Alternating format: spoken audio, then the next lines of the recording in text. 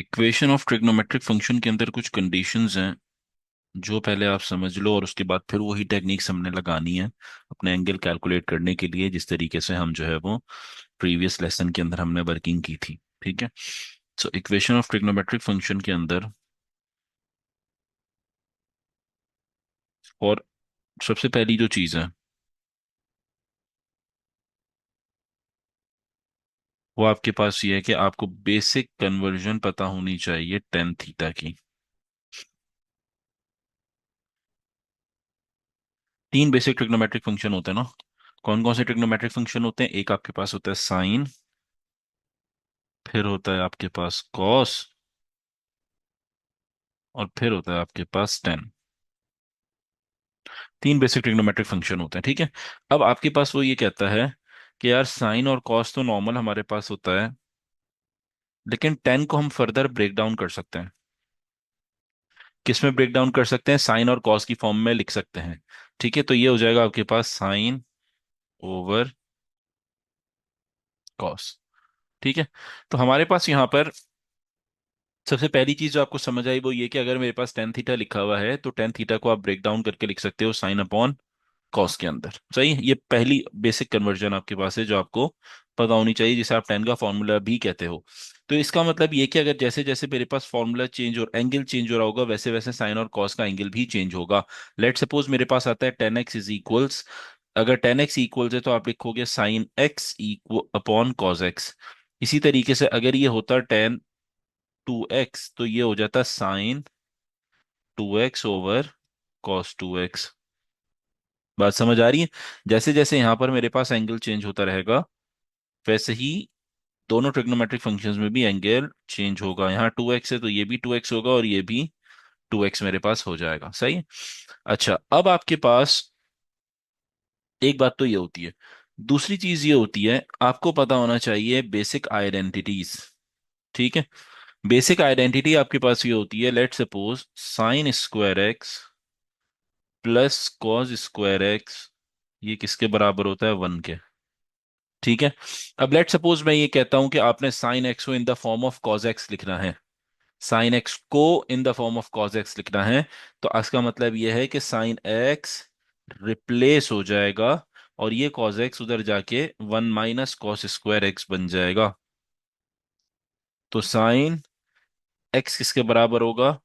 Under root one minus cos square x के बराबर हो जाएगा।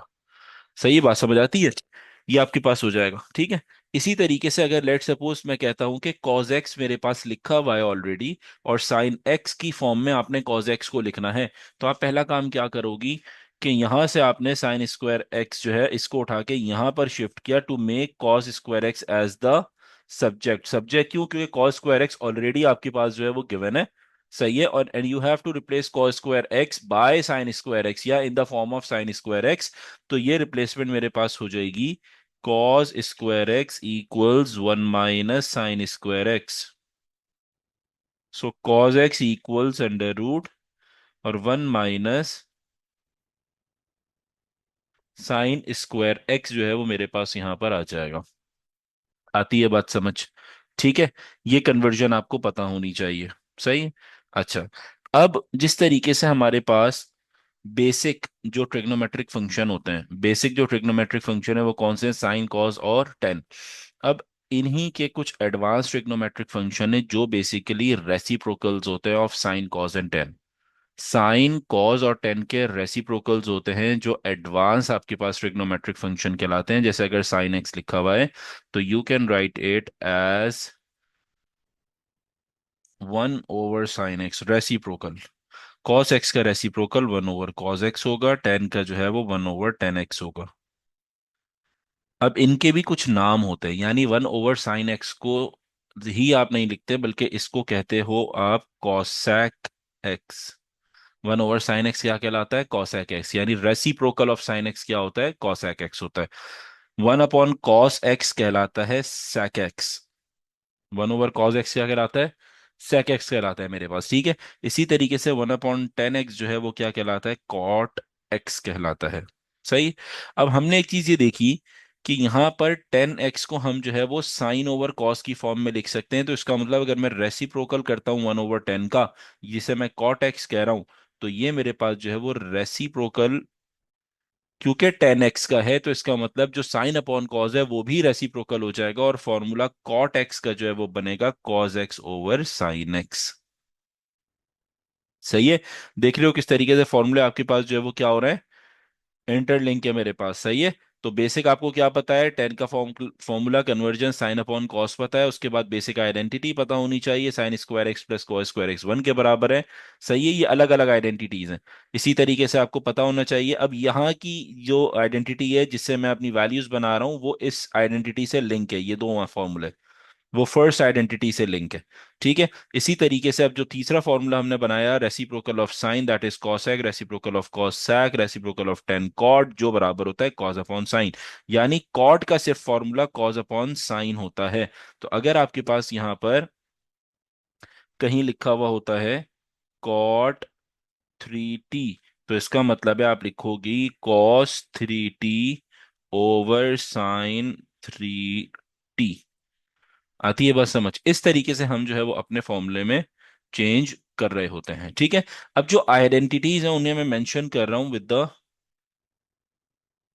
मार्कर। ये आइडेंटिटी कहलाती है। आइडेंटिटी का मतलब है ऐसा फॉर्मूला जो ऑलरेडी प्रूवन है और जिसको हम यूज करते हैं अकॉर्डिंग टू द रिक्वायरमेंट। ये आपके पास आइडेंटिटी कहलाती है। ठीक है। ये जो दो चीजें हैं, एक आपके पास ये हो गई, ठीक है, जो साइन और कॉस की फॉर्म में बेसिकली, यानी इसे आप ऐसे लिख लो, ये वाला जो फॉर्मूला है, tan is equal sine upon cos, या cos is equals cot is equals cos upon sine, ये कहलाता है कन्वर्जन। आइडेंटिटी कौन सी है, ये आइडेंटिटी है। ठीक है। और ये दोनों कहलाती हैं कन्वर्जन, यानी मैं टेन को साइन कॉस की फॉर्म में और कॉट को कॉस साइन की फॉर्म में लिख सकता हूं। ये कन्वर्जन है।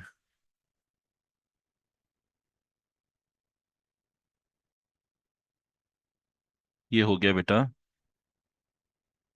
कन्वर्जन। सिमिलरली ये भी कन्वर्जन आपके पास है, और आइडेंटिटी आपके पास ये वाली है। इसी तरीके से ये आइडेंटिटी नंबर 1 हो गई। दूसरी आइडेंटिटी जो होती है वो आपके पास है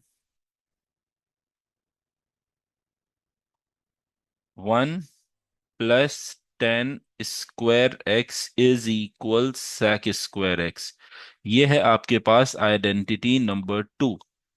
1 + 10 square x equal sec square x, ये है आइडेंटिटी नंबर 2। अब यहां पे हमारे पास जो आइडेंटिटी नंबर 2 है, इसके अंदर आप अपनी वर्किंग कर रहे होते हो किस तरीके से। अगर वो कहते हैं भाई 10x को आपने सब्जेक्ट बनाना है, तो आप 10 स्क्वायर एक्स को यहीं छोड़ोगे, और सेक स्क्वायर एक्स के पास जो है वो 1 भेज दोगे, तो -1 हो जाएगा। इसी तरीके से अगर यहीं से वो कहता है सेक स्क्वायर एक्स को सब्जेक्ट बनाओ, तो वो ऑलरेडी यहाँ पे बना हुआ है जो बराबर है 1 + 10 स्क्वायर एक्स के, ये ऑलरेडी सब्जेक्ट बना हुआ है। ठीक है।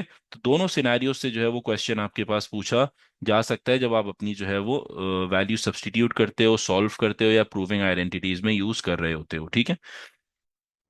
आइडेंटिटी नंबर 3 है 1 + cot square x which is equals cosec square x.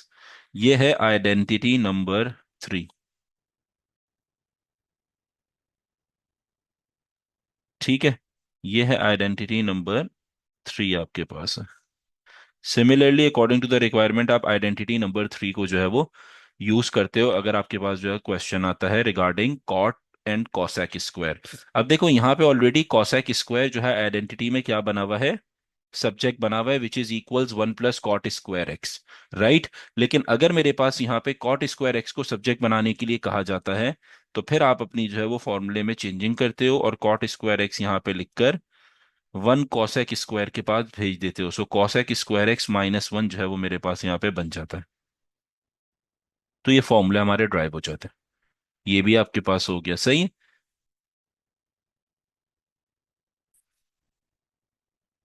Rule number 1 आपसे ये कहता है, इफ साइन, यानी आप इसे ऐसे कर लो, if sine and cos with linear power is in the equation, convert it into 10। इस पे जो फोकस करना है वो किन चीज पे फोकस करना है? लीनियर होना चाहिए। कौन से दो होने चाहिए? Sine and cos. तो आप किस में कन्वर्ट कर दोगे इसको? 10 में कन्वर्ट कर दोगे। आ रही है बात समझ? अब आपके पास यहाँ पे दूसरा है। दूसरा ये कहता है rule, if quadratic trigonometric equation is there,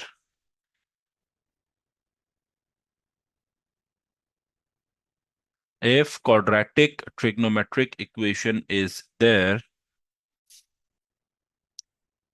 try to convert the whole equation। अच्छा, if quadratic trigonometric equation is there, try to convert the whole equation in single trigonometric function।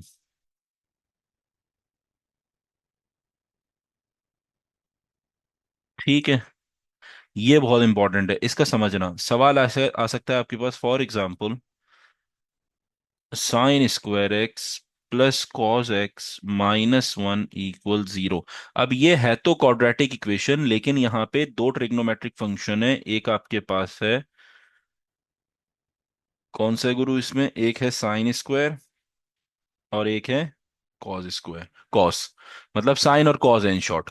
तो क्योंकि क्वाड्रेटिक इक्वेशन है और यहाँ पे power to है, तो आपने क्या कन्वर्ट करना है, ट्राई करना है कि इस इक्वेशन को एक ट्रिग्नोमेट्रिक फंक्शन में कन्वर्ट कर दो। तो इसके लिए जो टेक्निक यूज की जाती है वो ये होती है कि आपने ये जो स्क्वायर वाला फंक्शन है, स्क्वायर वाला जो आपके पास है, जैसे साइन स्क्वायर, जिस जिस भी ट्रिग्नोमेट्रिक फंक्शन के ऊपर स्क्वायर है, अब वो साइन है या कॉस है, उसको रिप्लेस करना होगा। ठीक है, यानी अगर मेरे पास इस इक्वेशन के अंदर साइन जो है वो मेरे पास स्क्वायर के साथ है, तो यहां पे साइन रिप्लेस होगा, किस फॉर्म में होगा? जो दूसरा ट्रिग्नोमेट्रिक फंक्शन मौजूद है, यानी कॉस की फॉर्म में रिप्लेसमेंट होगी। आती है बात समझ? सही है। और वो किस तरीके से होगी आपके पास? By using the first identity, जो मैंने कहा था कि अगर साइन को कॉस की फॉर्म में या कॉस को साइन की फॉर्म में लिखना है तो फर्स्ट आइडेंटिटी होती है sign square x plus cos square x equals one. ठीक है, इसको रिप्लेस करना है, यानी ये वाली रिप्लेसमेंट आएगी, और इसको रिप्लेस करना है किस में? कॉस की फॉर्म में रिप्लेस करना है, कॉस स्क्वायर की फॉर्म में। ठीक है, तो जो भी स्क्वायर वाली, दोबारा सुन लो, जो भी स्क्वायर वाली टर्म होगी उसको लीनियर वाले में चेंज करना होगा। और आइडेंटिटी कौन सी यूज करोगी? Using sign square x plus cos square x equals one. ये वाली आइडेंटिटी यूज करोगी अगर साइन और कॉस की फॉर्म में। ठीक है, इसी तरीके से अगर टेन की फॉर्म में है तो फॉर्मूला यूज करोगी टेन का, जो होता है बराबर, जो हमारी क्या नाम है इक्वेशन, उसके बता रहा हूँ, रूल नंबर वन का बता रहा हूँ कि जब साइन और कॉस को टेन में कन्वर्ट करना है तो उसके लिए क्या यूज करोगे? फॉर्मूला यूज करोगे जो ऑलरेडी पढ़ लिया है, tan equal sine over sine x over cos x. ठीक है, ये फॉर्मूला यूज करोगे। इसी तरीके से आपके पास अगर इक्वेशन होती साइन और कॉस के बजाय sec square x plus ten x plus four equals zero. अब यहाँ पे साइन और कॉस नहीं है। जब साइन और कॉस नहीं है तो आपने आइडेंटिफाई किया, अच्छा यार यहाँ तो टेन है और यहाँ पे मेरे पास क्या चीज़ है? sec है। तो मैंने कन्वर्ट किसे करना है? हमेशा स्क्वायर वाले को कन्वर्ट करना है। किस में करना है? अब डेफिनेटली क्योंकि लीनियर टेन है तो टेन स्क्वायर की फॉर्म में कन्वर्ट करोगे, ताकि जो पूरी इक्वेशन यहाँ पे देखी जाए तो वो टेन की फॉर्म में आ जाए। ठीक है, और इसको कन्वर्ट करने के लिए जो फॉर्मूला यूज करोगे उसको आइडेंटिटी आपको पता है अच्छे से। क्या आइडेंटिटी है? One plus ten square x equal sec square x. अब रिप्लेस किसे कर रहे हो? sec स्क्वायर को कर रहे हो, तो sec स्क्वायर को सब्जेक्ट होना चाहिए, वो ऑलरेडी बना हुआ है, तो आपने वन प्लस टेन स्क्वायर यहाँ पे सब्सटीट्यूट किया और आपने सॉल्व कर दिया इसको, दैट्स इट, खत्म हो गई बात। ठीक है। इसी तरीके से अगर मेरे पास कोई क्वेश्चन आता है जिसके अंदर आपके पास जो है वो कंडीशन ऐसी है यार, कॉस है कि स्क्वायर एक्स है माइनस कॉट एक्स है माइनस फोर है इक्वल जीरो है। तो अब इसके अंदर आपने आइडेंटिफाई किया, अच्छा यार ये तो मेरे पास कॉट एक्स है और ये कॉसेक है, तो दो अलग अलग है, लेकिन मैंने जो है वो कॉसेक स्क्वायर को कन्वर्ट करना है, किस में करना है, कॉट वाली आइडेंटिटी के अंदर करना है। तो जब कॉट वाली आइडेंटिटी के अंदर करना है तो मुझे कंडीशन को क्या लेना है यहाँ पर, आइडेंटिटी यूज करनी है जो हम ऑलरेडी देख चुके हैं, which is basically one plus cot square x equals cosec square x. The thing is कि आपने यहाँ पे cot square cosec square x को रिमूव करना है, तो सब्जेक्ट इसको बनाना है। जो रिमूव होता है वो सब्जेक्ट बनता है हमेशा, जो रिमूव होता है वो हमेशा सब्जेक्ट बनता है आइडेंटिटी में। तो इसका मतलब ये कॉसेक स्क्वायर एक्स सब्जेक्ट बनेगा जो ऑलरेडी बना हुआ है by default in the formula. तो इसकी जगह ये पूरा रिप्लेस हो जाएगा। तो one plus cot square x, ये चेंज होके बनेगा one plus cot square x, ये minus cot x minus four equal zero. अब आपने नॉर्मली इसे सॉल्व करना है, ओपन करना है और इसे फर्दर सॉल्व करके अपने आंसर्स कैलकुलेट करना है। अब यहां तक आप इक्वेशंस के स्टेप्स तक पहुंच गए हो, ठीक है। पहला स्टेप दोबारा से चेक करना शुरू करो। पहला स्टेप क्या होता है कि जब भी मेरे पास इक्वेशन लिखी हुई होती है, यू हैव टू आइडेंटिफाई कि भाई मेरी इक्वेशन क्वाड्रेटिक है, साइन कॉस की फॉर्म में, कॉसेक है, कॉट है, क्या है, किस फॉर्म में। जिस भी फॉर्म में होती है तो उसके अंदर चार आइडेंटिटीज यूज हो रही होती हैं। ये दो कन्वर्जन होती हैं। फर्स्ट, जो कहीं ना कहीं यूज होंगी according to the scenario, identity number one, identity number two, identity number three, ये तीन आइडेंटिटीज यूज होती हैं डिपेंडिंग ऑन द क्वेश्चन। सही है। तो उसके लिए आपने आइडेंटिफाई किया यार, अच्छा ठीक है, मेरे पास अगर टेन यहाँ पे साइन और कॉस लीनियर है तो टेन का फॉर्मूला लगा के साइन अपॉन कॉस की फॉर्म में इसे लिखना है, अपॉन की फॉर्म में लिखना है हमेशा इसे। तो मेरा टेन एक्स के बराबर या जो भी टेन का एंगल होगा उसके बराबर आ जाएगा। लेकिन अगर मैं बात करता हूँ क्वाड्रेटिक इक्वेशन की, तो क्वाड्रेटिक इक्वेशन के अंदर हमारे पास जो सिनेरियो है वो क्या है, sign square x plus cos x minus one है। अगर साइन और कॉस की फॉर्म में तो फर्स्ट आइडेंटिटी यूज होगी और उसकी रिप्लेसमेंट होगी। रिप्लेसमेंट किसकी होती है, हमेशा स्क्वायरिंग वाली जो वैल्यू होती है, जो टर्म होती है, उसको हटाया जाता है और जो लीनियर की फॉर्म में लाया जाता है, हटा के अपनी तरफ से कॉस स्क्वायर नहीं लगाऊंगा, लीनियर की फॉर्म में लेकर आऊंगा। ठीक है। तो इसका मतलब यह है कि मैंने यहाँ पे साइन स्क्वायर अगर हटाना है तो इसे सब्जेक्ट बनाऊंगा, one minus cos square x लिख के, पूरा यहाँ पे one minus cos square x इसकी रिप्लेसमेंट बनेगी। ठीक है। ये सिर्फ लिख के ये बताया है मैंने कि sine square cos square x में तब्दील होगा। सही है। तो डायरेक्ट नहीं आएगा बल्कि सब्सटीट्यूट होने के बाद वैल्यू जो है वो फिर ओपन होगा और फिर वो आ जाएगा आपके पास कॉस स्क्वायर एक्स की फॉर्म में। सिमिलरली सेक स्क्वायर, टेन की सिनेरियो और कॉसेक स्क्वायर और कॉट का सिनेरियो यहाँ पे हमारे पास हो गया। अब जब यहाँ तक आप पहुंच जाते हो अपनी क्वाड्रेटिक इक्वेशन को, या जो है वो टेन की फॉर्म में अपना जो है वो क्वेश्चन लेके आ जाते हो अगर लीनियर पावर है, तो आपने अब फर्दर नेक्स्ट स्टेप क्या करना है। देखो, अभी तक जो हमने चीजें पढ़ी, जो हमने अब यहाँ पे लास्ट जो स्टेप होता है वो होता है एंगल कैलकुलेशन, जो हमने लास्ट क्लास में डिटेल में डिस्कस किया था कि एंगल को कैसे कैलकुलेट किया जाता है। जो हमने डिस्कस किया एंगल कैलकुलेशन, वो डिस्कस किया था तीन बेसिक ट्रिग्नोमेट्रिक फंक्शन के अंदर, साइन थीटा, एक्स भी कह सकते हो, कॉस थीटा और टेन थीटा। ये तीन ट्रिग्नोमेट्रिक फंक्शन के अंदर जो है इस चीज को हमने डिस्कस किया था। तो पता ये चला, मैंने आपको ना sec बताया ना cosec बताया ना cot बताया, तो इसका मतलब ये था कि ये चीजें एप्लीकेबल नहीं, यानी जो एडवांस ट्रिग्नोमेट्रिक फंक्शन होते हैं उनके ऊपर ये फॉर्मूले नहीं लग रहे होते। सही है। यानी अगर मैं आपको कहीं लिख के दे देता हूं कि आप cosec थीटा, sec थीटा या कॉट थीटा के ऊपर जो है वो ये वाली कंडीशंस लगाओ कि आपने पहले आंसर निकालना है, फिर उसके जो है वो क्वाड्रेंट में देखना है और सब्ट्रैक्ट करना है या ऐड करना है जो भी, तो वो इन तीन ट्रिग्नोमेट्रिक फंक्शंस पे पॉसिबल नहीं है।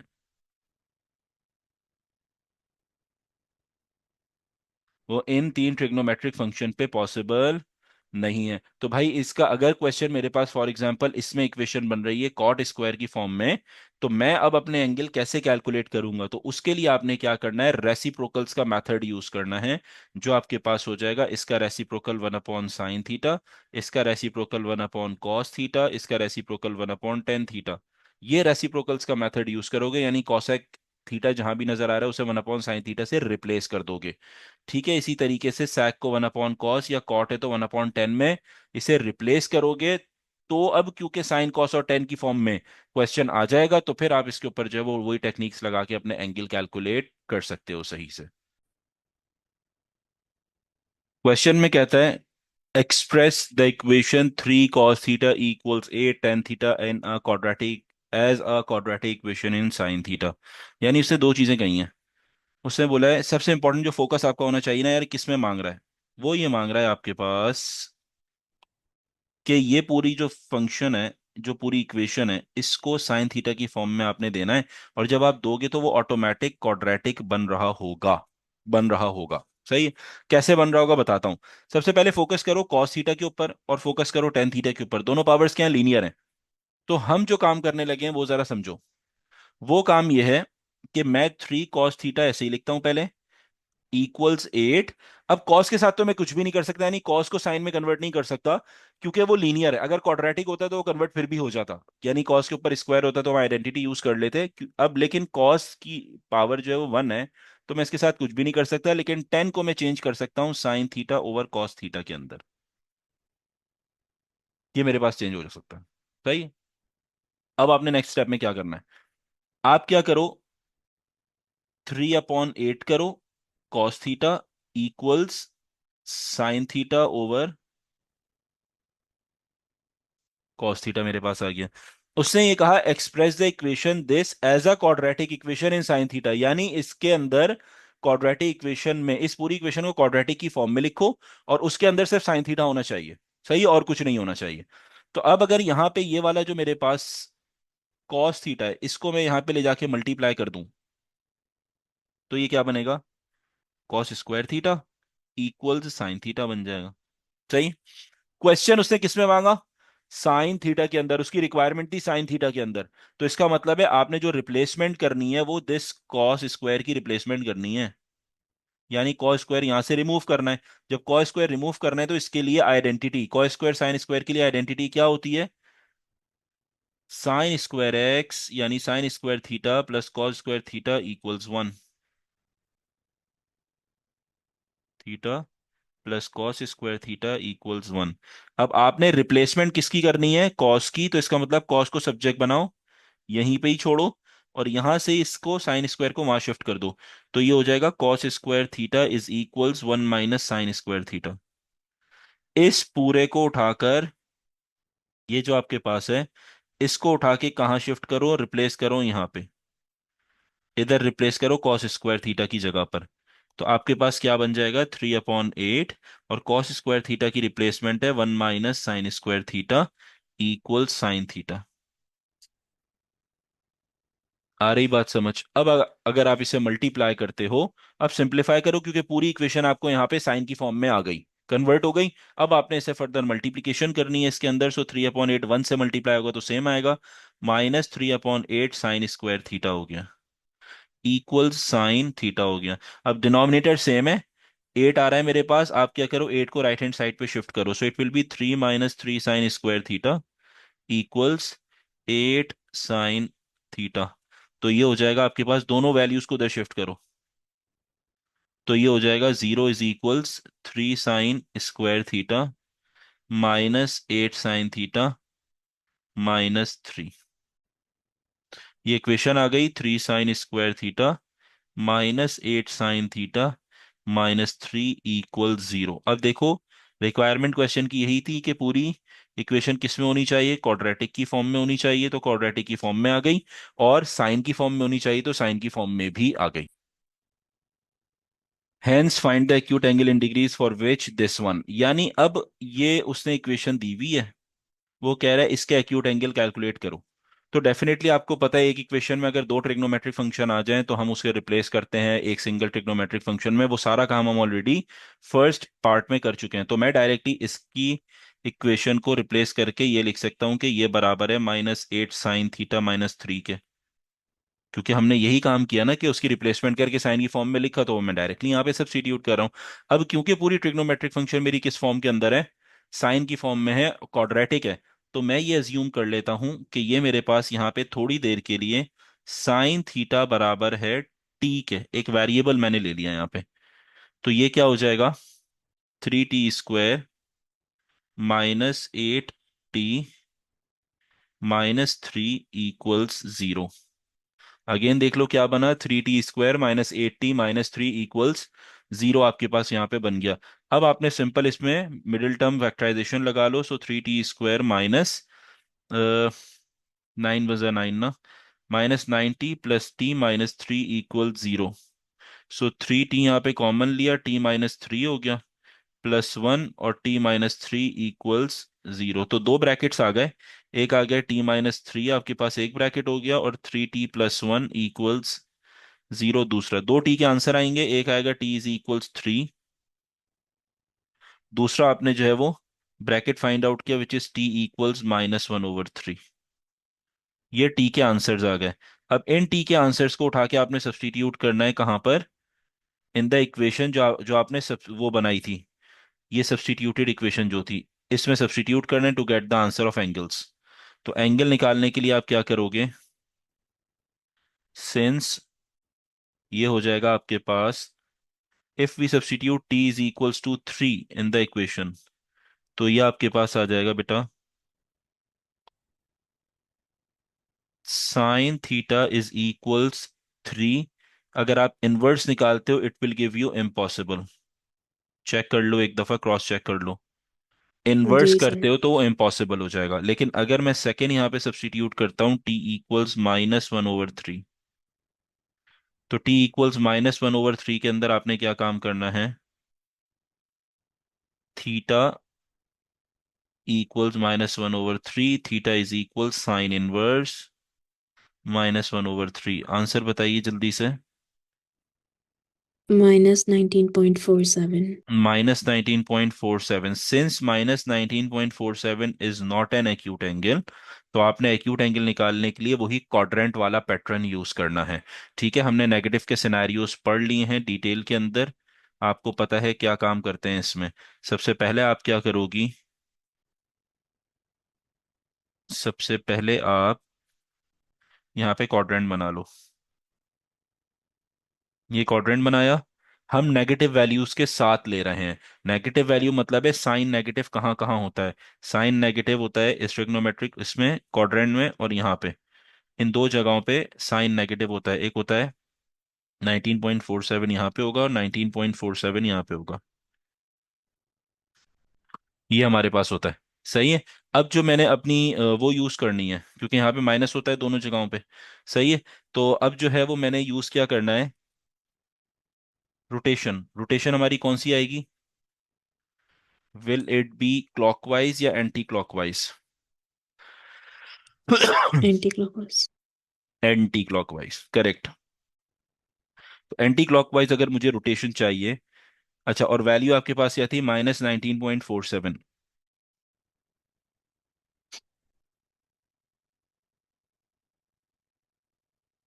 1 मिनट बेटा रुकना।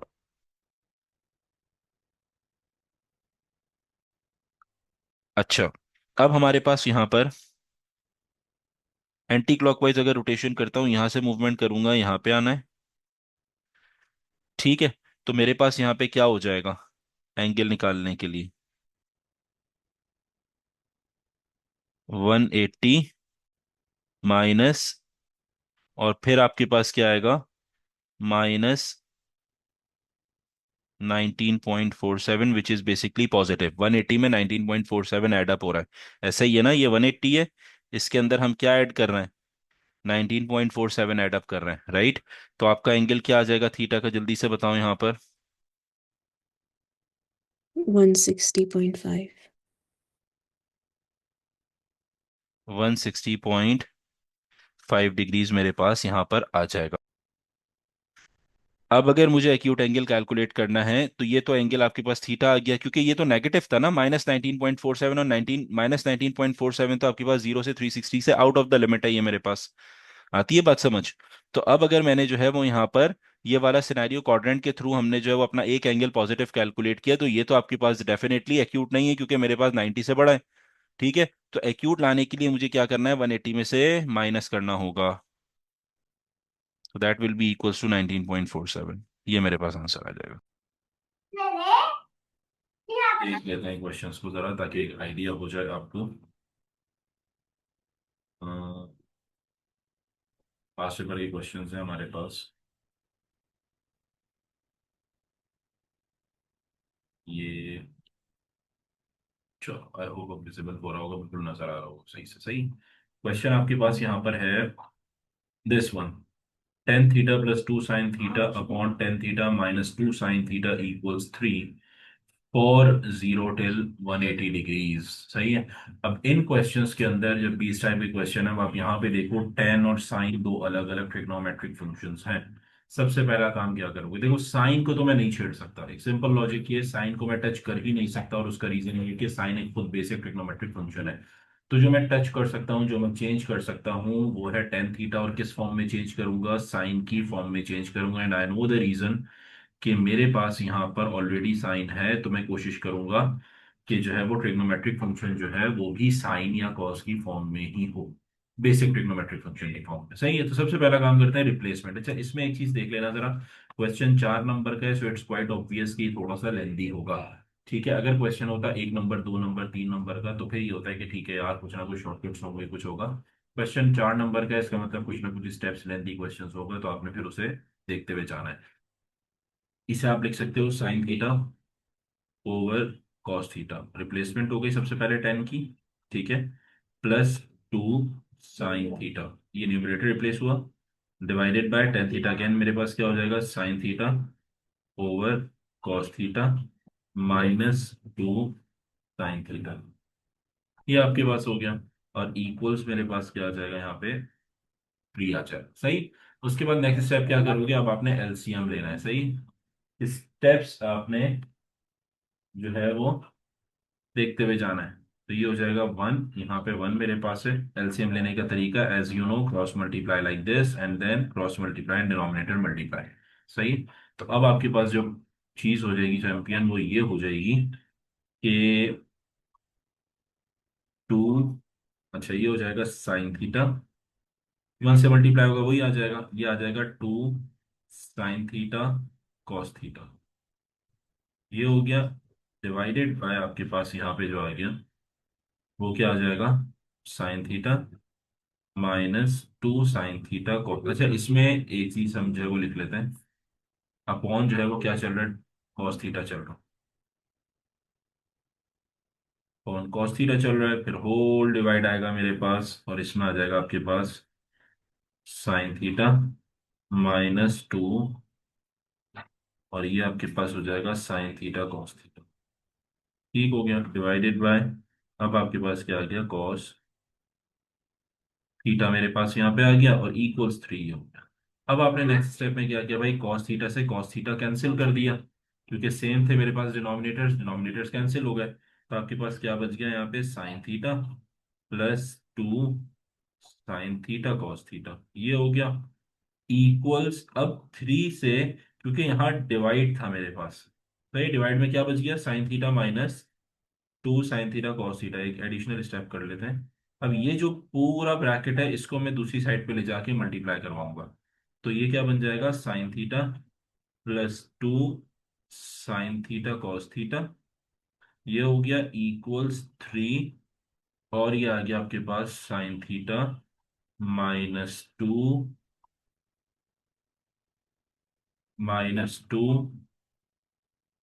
साइन थीटा कॉस थीटा, ये आपके पास हो गया। सही। अब नेक्स्ट स्टेप में आपने क्या काम करना है चैंपियन,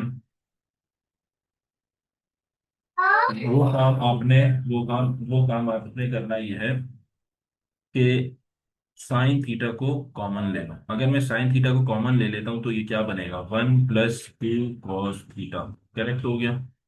ठीक है। इसी तरीके से यहाँ पे थ्री, और यहाँ से भी मैं साइन थीटा को कॉमन ले लेता हूँ इस ब्रैकेट से भी, तो आपके पास क्या आ जाएगा, one minus two cos theta. अब साइन थीटा और ये साइन थीटा ये भी कैंसिल हो जाएगा आपके पास। ठीक है। अब आपने क्या करना है, क्या बच गया, one plus plus two cos theta equal, the bracket से मल्टीप्लाई कर दो, थ्री माइनस थ्री टू ज सिक्स कॉस थीटा, ये आपके पास हो गया। ठीक है। अब आपने नेक्स्ट स्टेप में, ये तो बहुत आसान हो गया सवाल, अब क्योंकि टू कॉस थीटा, ये हो गया plus six cos theta equals three minus one कितना होता है, two, six plus two is eight, cos theta equals two आ गया, so cos theta equals two over eight. अब राइट साइड पे से सॉल्व करते हैं, तो ये हो जाएगा आपके पास ये क्या हो जाएगा आपके पास यहाँ पर, कॉस थीटा इक्वल्स 2/8, जिसे आप कैंसिल करोगे तो आंसर आएगा कॉस थीटा इक्वल्स 1/4 मेरे पास यहाँ पे आ जाएगा। Okay, sir. अब यहाँ पे उसके बाद नेक्स्ट स्टेप में theta is equals cos inverse 1/4। Cos inverse 1/4 का आंसर क्या आ रहा है चैंपियन आपके पास? 75.5. 75.5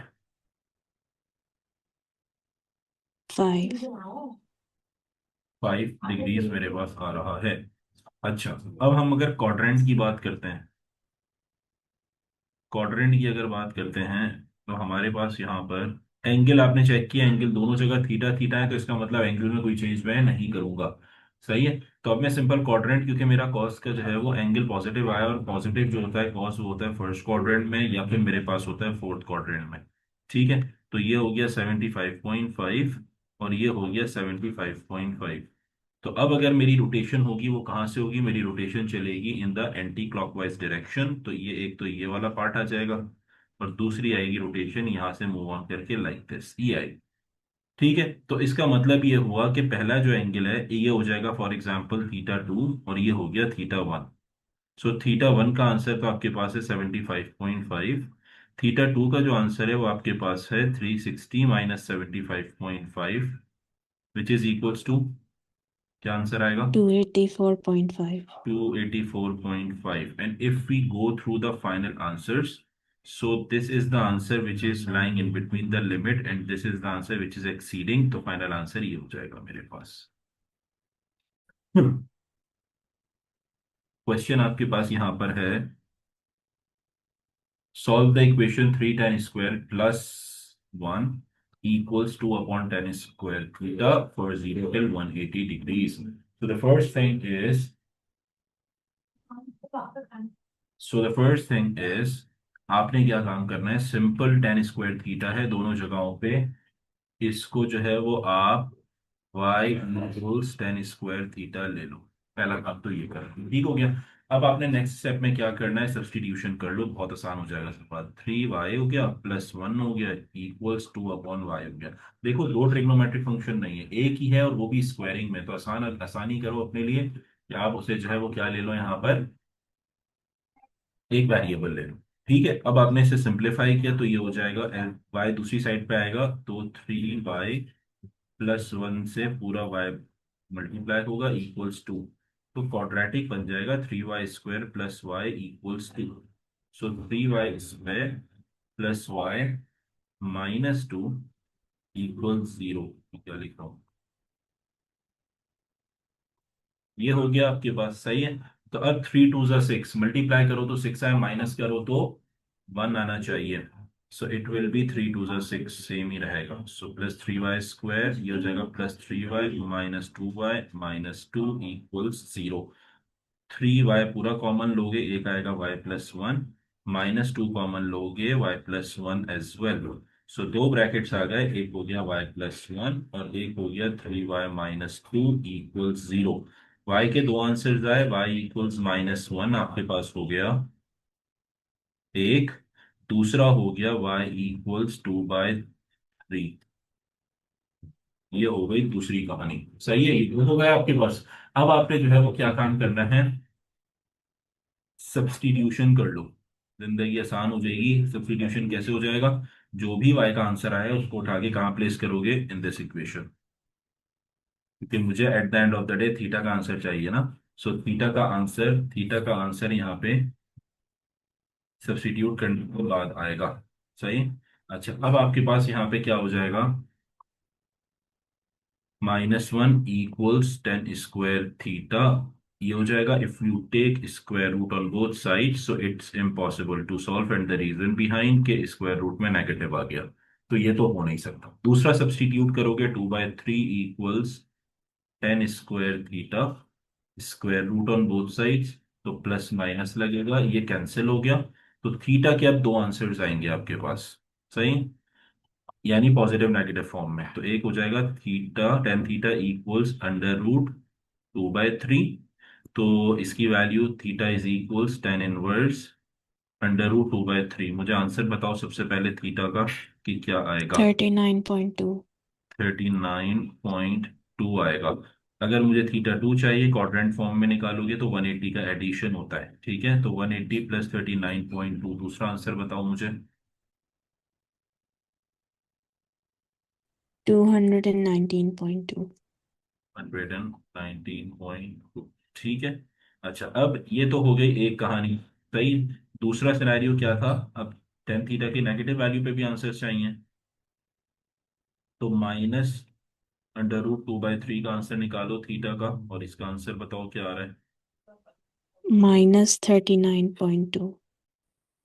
-39.2 डिग्रीज आ रहा है। और अगर मैं जो है 180 का एडिशन करता हूँ इसमें, थीटा 1 हो गया, यानी आप इसे थीटा, हाँ थीटा 1 इसके हिसाब से हो गया, तो थीटा 2 हो जाएगा इसमें 180 plus and then -39.2। What will be the answer. 140.7। 140.7 degrees. तो एक आंसर आपके पास, बल्कि ये रहने दो, एक आंसर जो आपके पास फाइनलाइज हुआ, that is 147.2, which is lying in between the limit from 0 till 180 degrees. And the second answer is 39.2, which is lying in between the limit from 0 till 180. This will not be acceptable, this will not be acceptable। दो हो जाएंगे आपके पास, ठीक है। अच्छा, जिसको ये नहीं समझ आया वो जरा समझ लेना बेटा एक चीज की, ये हमारे पास मैं कैसे निकाल रहा हूँ 180 को ऐड करके। आपको पता है आपका जो आंसर था फर्स्ट, वो ये वाला आंसर था, यानी -39.2 था। तो -39.2 का मतलब है टेन थीटा नेगेटिव कहाँ कहाँ होता है। टेन थीटा जो नेगेटिव आपके पास होता है बेटा, that is in the second quadrant and in the fourth quadrant, इसमें टेन थीटा नेगेटिव होता है। तो यहाँ पे आपके पास जो है वो ये वैल्यू है -39.2, ये है 39.2 है। अब क्योंकि मेरे पास जो है वो ये आपके पास आ गया, तो मैं अब अपनी जो है वो क्या रखूंगा, रोटेशन चेक करूंगा। रोटेशन मेरी क्या रहेगी यहाँ पे, will it be anti clockwise या क्लॉकवाइज, ये बताओ पहले तो। एंटी। एंटी क्लॉकवाइज रहेगी। रोटेशन मेरी बिल्कुल क्या रहेगी, एंटी क्लॉकवाइज रहेगी। अच्छा, वैल्यूज नेगेटिव थी यहाँ पे, सही। तो यहाँ से आपके पास एक, तो यहाँ से यहाँ तक आना है, उसके बाद एक आना है मैंने यहाँ से यहाँ, ये दो आना है। तो एक तो एंगल हो गया जिसे मैं नाम दे दूंगा थीटा 1 यहाँ पे, और ये हो जाएगा थीटा 2। तो थीटा 1 जो हमने निकाला, अच्छा इसमें एक चीज है, इसमें एक चीज ये है कि क्योंकि हमने जो है वो ऑलरेडी नेगेटिव इसमें कंसिडर किया हो, तो थोड़ी देर के लिए अगर हम नेगेटिव माइनस भी कर देते हैं यहाँ पे, सही, यहाँ से हम नेगेटिव हटा भी देते हैं ताकि कंफ्यूजन क्रिएट ना हो। तो आपने सिंपल यहाँ पे 39.2 लिखा, तो दो आंसर्स निकालने हैं, एक थीटा 1 और दूसरा थीटा 2 हमने निकालना है। अब यहाँ पे अगर मैं अपना थीटा 1 कैलकुलेट करता हूँ तो मेरा जो आंसर है वो क्या आएगा, क्योंकि आपको ये पता है पूरा जो होता है बेटा, ये पूरा जो होता है वो यहाँ से यहाँ तक जो होता है वो कितना होता है 180 डिग्री, ये पूरा जो है वो 180 डिग्रीज होता है। तो इसमें से अगर मैं 39.2 को माइनस करूंगा तो मेरा थीटा बना जाएगा। तो यही काम हमने किया कि 180 में से ये वाला जो काम किया for the green one, this one, 180 में से 39.2 को हमने माइनस किया तो हमारा एक थीटा आ गया, विच इज 140.7। अब दूसरा जो था, जो हमारा थीटा ये वाला है, यहाँ से ये वाला पूरा एंगल जो है ये वाला, इसके लिए हम क्या काम कर रहे हैं, 360 में से माइनस करेंगे। सो 360 में से अगर मैं 39.2 को माइनस करता हूँ तो मेरा आंसर क्या आएगा, जल्दी से बताओ। 320.8।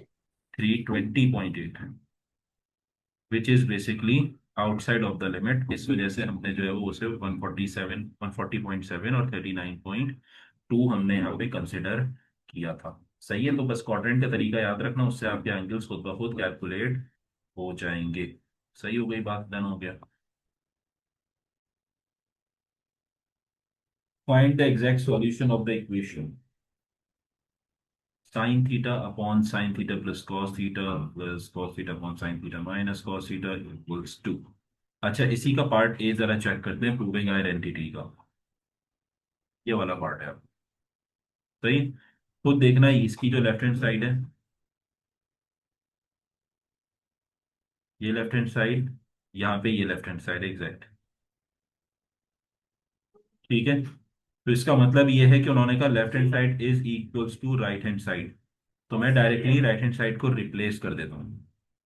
तो ये हो जाएगा tan square theta plus one over tan square theta minus one. ये रिप्लेसमेंट हो गई मेरे पास। ठीक है। इक्वल्स, अब यहाँ पे मैंने टू लिख दिया। तो मेरा क्वेश्चन बन गया tan square theta plus one equals two tan square theta minus two. Two से मल्टीप्लाई होने के बाद अब आपके पास यहाँ पे आ जाएगा one plus two equals two tan square theta minus tan square theta. तो three equals tan square theta, और after taking square root tan theta की वैल्यू आ गई plus minus under root three. अब सबसे पहले जो है वो एक सॉल्व कर लो बाय टेकिंग पॉजिटिव। तो आपके पास क्या हो जाएगा ये tan theta equals under root three. इसका मुझे बताओ क्या आ रहा है, which is basically if I am not wrong 60 के बराबर होता है। सर मैं इसके पिछले वाले की बात कर रही थी। नहीं वो तो सही है ना, पहले इसको तो देखते हैं। इसका मुझे जीरो से पाई में चाहिए ना। जी, थ्री, इसका आ रहा है 1/3 pi. One by three pi, pi by three यानी 60 डिग्रीज। ठीक, सही है, बिल्कुल ऐसा ही है। तो ये रेडियंस में कन्वर्ट करना है, इसका ध्यान रखना बहुत ज्यादा कि क्योंकि ये रेडियंस है तो कैलकुलेटर रेडियंस में होना चाहिए। यहाँ गड़बड़ अगर हो गई तो फिर इसका कोई जो है ना वो हल नहीं है। ठीक है, तो ये आपके पास आ जाएगा पाई बाय थ्री रेडियंस। और इसकी अगर बात करते हैं tan theta equals minus under root three. So theta का आंसर यहाँ पे क्या आएगा minus pi by three radians. ये आपके पास हो गया। अच्छा, थोड़ी देर के लिए अज्यूम करके ये चलते हैं, क्योंकि कैलकुलेटर पे सॉल्व कर रहे हो ना। सही है, तो पाई बाय थ्री जो है वो आपके पास पॉजिटिव आया ना। तो अब आप ये देख लो यार, पॉजिटिव मेरे पास कहाँ होता है। टेन पॉजिटिव कहाँ पे होता है, टेन पॉजिटिव होता है फर्स्ट क्वाड्रेंट में, और टेन पॉजिटिव होता है मेरे पास थर्ड क्वाड्रेंट। ये मेरे पास है और ये मेरे पास है। ठीक है, तो ये आ गया पाई बाय थ्री, और सिमिलरली ये आ गया पाई बाय थ्री। अब हमारे पास जो एंगल कैलकुलेशन का तरीका है वो क्या है कि हम अपनी एंटी क्लॉकवाइज रोटेशन पे जाते हैं। तो एक तो आंसर यही हो जाएगा, और दूसरा आंसर यहाँ से मूव करके यहाँ तक मैंने पहुंचना है। ये होगा मेरे पास। ठीक है, तो एक हो जाएगा थीटा वन। तो थीटा वन तो आप ऑलरेडी कैलकुलेट कर चुके हो, which is pi by three. और थीटा टू कैलकुलेट करने के लिए आपने क्या करना है, 180 में ऐड करना है। सही है, क्योंकि आपको नजर आ रहा है 180 में ऐड हो रहा है पाई बाय थ्री। तो इसका मतलब ये है कि पाई कहते हैं 180 में। ठीक है, 180 डिग्रीज में होता है और पाई जो है वो रेडियंस में होता है। सो पाई में ऐड हो रहा है पाई बाय थ्री। तो ये थीटा टू इक्वल्स ये बनेगा three pi plus pi over three which is equals four pi by three. ये आपके पास आ गया। लेकिन अगर मैं आंसर्स की बात करता हूं तो मेरी लिमिट है जीरो से पाई यानी जीरो से 180 डिग्रीज, और ये जो है वो four pi by three exceed कर रहा है। तो इसके अंदर जो है वो फाइनल आंसर आएगा सिर्फ theta one equals pi by three. This will not be acceptable. ठीक है, सिमिलरली यहाँ पे अगर बात करते हैं तो यहाँ पे कोऑर्डिनेट अपने पास ड्रॉ करो। तो कोऑर्डिनेट आपके पास का मतलब है नेगेटिव। नेगेटिव मेरे पास जो होता है वो होता है सेकंड और फोर्थ क्वाड्रेंट में, टेन जो नेगेटिव होता है। तो सेकंड में, और ये हो गया आपके पास फोर्थ में। ठीक है, तो ये हो गया माइनस पाई बाय थ्री, और माइनस ही लिखो, माइनस ही लिखो, कंफ्यूजन ना हो। ये हो गया पाई बाय थ्री, और ये भी है पाई बाय थ्री। अब आपकी रोटेशन जो है वो क्या होगी, आपकी रोटेशन अगेन जो है वो एंटी क्लॉकवाइज ही होगी। यहाँ से यहाँ तक आओगे पहले, और उसके बाद यहाँ से यहाँ तक जाओगे। सो इसके अंदर अगर मैं थीटा वन कैलकुलेट करता हूँ, थीटा वन मेरे पास क्या आ जाएगा 180 माइनस, यानी पाई में से माइनस करूंगा अगर पाई बाय थ्री तो आपका थीटा वन आ जाएगा। So it will be two pi by three. और दूसरा मेरे पास हो जाएगा थीटा टू, वो हो जाएगा 360 में से अगर पाई बाय थ्री माइनस करूंगा तो रेस्ट ऑफ द एंगल आ जाएगा मेरे पास। सो 360 होता है टू पाई में से पाई बाय थ्री माइनस होगा। So it will be three two ज़ा six minus one, five pi by three. तो अब मैं अगर अपने आंसर्स को देखता हूँ तो मेरे पास जो है वो ये वाला आंसर है two pi by three which will only be acceptable, क्योंकि ये मेरे पास जीरो से पाई के बीच में लाई करेगा। This will not be acceptable. तो दो आंसर्स आ गए, एक pi by three and the second one is two pi by three. देखो पार्ट ए में कहता है आपके पास शो दैट के अंदर कि मेरे पास ये वाली जो पूरा पार्ट है, ये मेरे पास वेयर के is a constant may be expressed in this form, इस फॉर्म में लिखा जा सकता है। तो इसका मतलब ये कि लेफ्ट हैंड साइड पे जो है उस पूरे को हम रिप्लेस कर सकते हैं। अब ये जो मेरे पास है राइट साइड पे के है, यहाँ पे भी के है। तो इसका मतलब अगर मैं कंपेयर करता हूँ लेफ्ट साइड को तो वो बराबर होगी मेरी नीचे वाला जो फ्रैक्शन लेफ्ट हैंड साइड के उसके बराबर होगा, राइट। तो अब पार्ट सी के अंदर देखो, 10x plus sine x upon 10x minus sine x, इसको मैं रिप्लेस कर रहा हूँ डायरेक्टली ऊपर वाले जो इक्वेट फ्रैक्शन था 1 plus cos x upon 1 minus cos x के, इससे मैंने इक्वेट किया और इक्वल्स मैंने 4 लिख दिया। ठीक है, तो मेरा काम यहाँ पे बहुत आसान हो गया। और वो क्या हो गया कि मैं डायरेक्टली यहाँ पे मल्टीप्लाई, क्योंकि सिंगल ट्रिग्नोमेट्रिक फंक्शन में मेरी बात बन गई। अब मैं यहाँ पे क्या करूंगा, सिंपल इसको मल्टीप्लाई करके अपने एंगल्स फाइंड आउट करूंगा। तो ये हो जाएगा मेरे पास 1 plus cos x equals 4 into 1 minus cos x. Solve करोगे ये हो जाएगा 1 plus cos x equals 4 minus 4 cos x मेरे पास आ गया। अब 4 cos x plus cos x equals 4 - 1, सो 5 कॉज एक्स इक्वल्स 3। ये मेरे पास आ गया। अब नेक्स्ट स्टेप में क्या होगा, आपके पास cos x इक्वल्स 3/5 मेरे पास आ गया। तो x is equals cos 1 3/5। Angle जो है वो आपके पास किस में है, एंगल्स इन्होंने रेडियस में दिया है, तो कैलकुलेटर रेडियस में रख के मुझे आंसर बताओ। cos 1 3/5 का आंसर क्या आएगा आपके पास? 0.927। 0.927 रेडियंस मेरे पास आ गया। सही है, अब मेरा जो आंसर आया वो मेरे पास क्या है, पॉजिटिव आंसर है। तो इसका मतलब ये है कि मुझे यहाँ पे अपनी वैल्यूज फाइंड आउट करनी है फर्दर। देखो, 0 से पाई की कैलकुलेशन तो हम आराम से कर सकते हैं। ठीक है, अच्छा पाई यहाँ पे किसके बराबर होगा? अब इसको थोड़ा सा समझना, ये जो पाई होता है ये रेडियंस में होता है डेसिमल में 3.142 के बराबर, क्योंकि आप डेसिमल में अभी काम कर रहे हो ना। और ये होता है -3.142 के बराबर। ये दो सिनेरियोज आपके पास हैं, सही। अब आपने क्या करना है नेक्स्ट स्टेप में, 0.927 मेरे पास आया था और पाई 3.142 होता है, तो आपने अपना क्वाड्रेंट ड्रॉ करना है। एंगल आपके पास क्या है, पॉजिटिव आया है, तो कॉस पॉजिटिव कहाँ कहाँ होता है?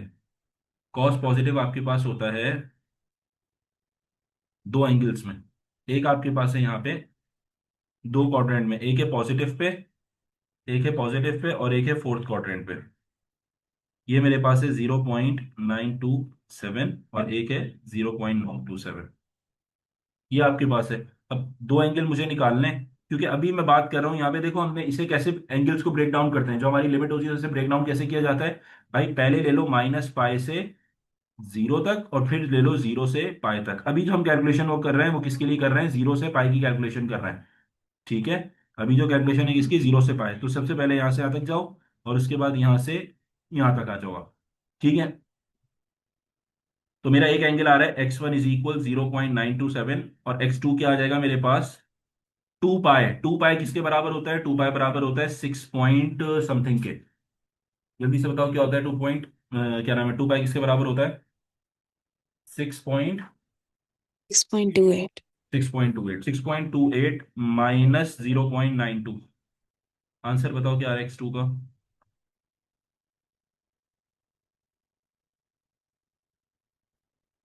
5.36। 5.36। अब मेरी जो विद इन द लिमिट कौन सी लाई कर रही है, 0 से पाई की अगर मैं बात करता हूँ, वो सिर्फ और सिर्फ ये लाई कर रहा है। ठीक है, ये लाई कर रहा है, ये लाई नहीं कर रहा मेरे पास। ठीक है, एक बात तो ये क्लियर हो गई। अब बात कर लेते हैं कौन सी वाली लिमिट की, अब बात करते हैं हम, यहाँ पे आते हैं।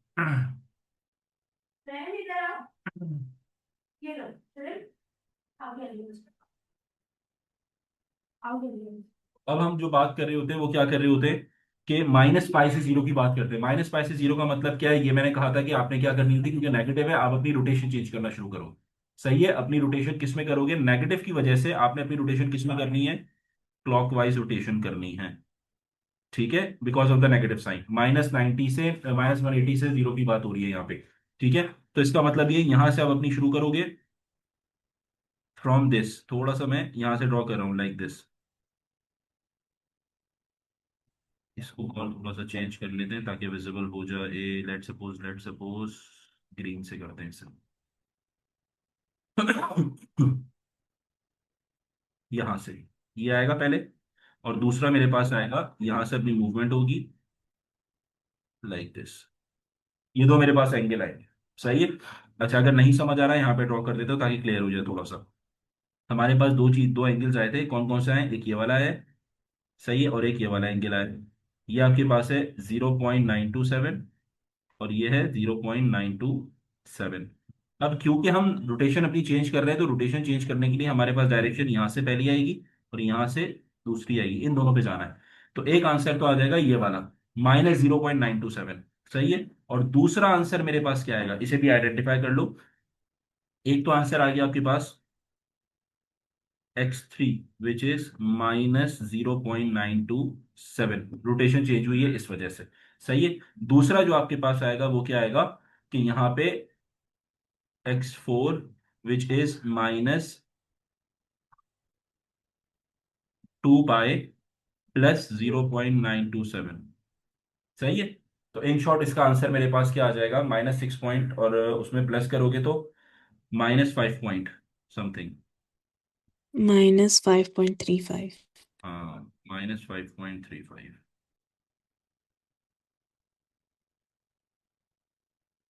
ये x4 आ गया।